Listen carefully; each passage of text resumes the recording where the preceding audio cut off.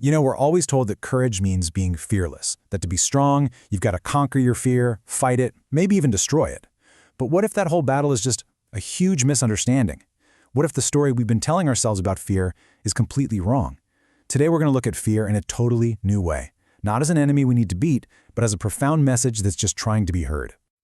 Seriously, just let that sink in for a second. What if that feeling you've been running from, the one you've been trying to silence, is actually trying to guide you? That's the huge question we're diving into, and it comes straight from the powerful teachings of Acharya Prashant. I mean, think about it. From the time we're kids, the script is always the same, right? Be brave. Don't be scared. Face your fears. The whole story is about conflict, pitting you against a part of your own self. And if you can't win that fight, well then what? Society is pretty quick to label fear as a personal failing, some kind of crack in your character. But the perspective we're about to explore just flips that whole idea on its head. Okay, now this quote is the absolute game changer. This one idea from Acharya Prashant reframes everything. Fear isn't a smoke alarm for some danger out there. It's the check engine light for what's unexamined in here. So what happens when we stick with that old script? When we declare war on this internal messenger? Well, we end up in a battle. But it's not for strength. It's a battle for numbness. By just ignoring that trembling feeling, by brushing off the anxiety, we can put on a really convincing show of being strong. We tell ourselves, I'm good, I'm in control. But it's an illusion, and honestly, it's a dangerous one. And here's where we see the real price of that illusion. You might call yourself fearless, but what's really happening is that you've just gone deaf to a vital signal from inside yourself. You think you're free, but you've only become numb to the very parts of you that are crying out for attention. All right, so if fighting fear is the wrong move, what's the alternative?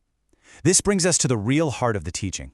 If fear isn't an enemy, then what in the world is it? Well, it's a message, a necessary disruption sent from the deepest part of you. So here's the deal. Fear's job is to humble the ego.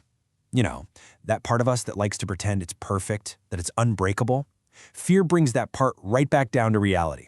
It shines a big, bright spotlight on the shaky foundations and false beliefs we've built our lives on. So let's just put these two ways of seeing the world side by side. On one hand, you have the common belief that makes you a victim of whatever's happening around you. On the other, you have this incredibly empowering teaching that makes you a student of your own inner world. The whole game shifts from weakness to work. Okay, so this all sounds good in theory, right? But how does it actually play out in real life? Let's get practical and decode a couple of common fears to see what they're really pointing to. Think of your fears as a map to your inner self. Let's start with a classic. The sweaty palms, the racing heart, right before a big job interview. Oh yeah, we've all been there, and we think we know what we're scared of. But if you look deeper, the fear isn't really about the person sitting across the table. The real message is about you. That fear is a flashing red light, revealing a fragile belief that your value as a human being depends on getting someone else's approval. All right, let's take another one, something a little more personal.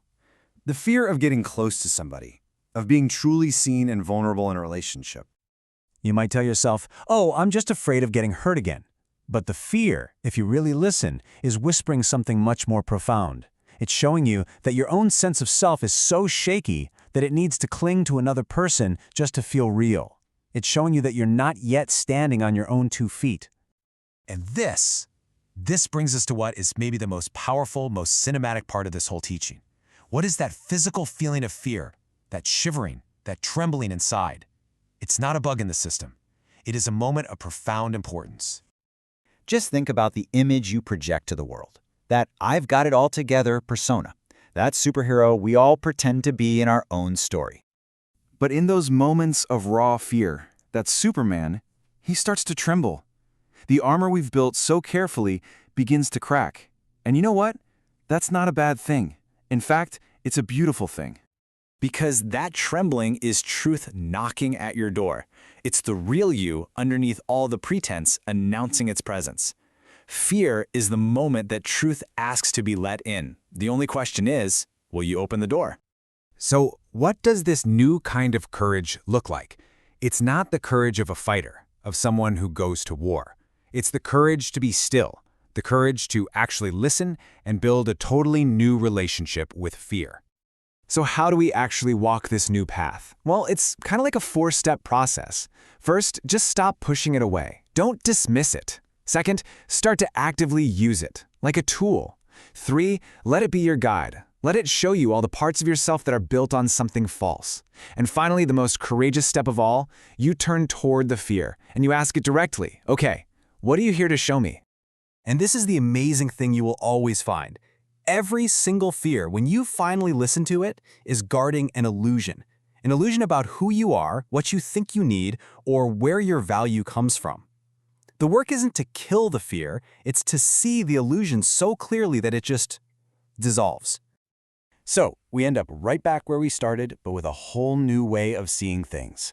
The feeling inside of you, sometimes it's a whisper, sometimes it's a roar, it is not a sign of weakness. It is a profound, personal message just for you. It's speaking to you right now. The only question is, are you ready to stop fighting and finally start listening?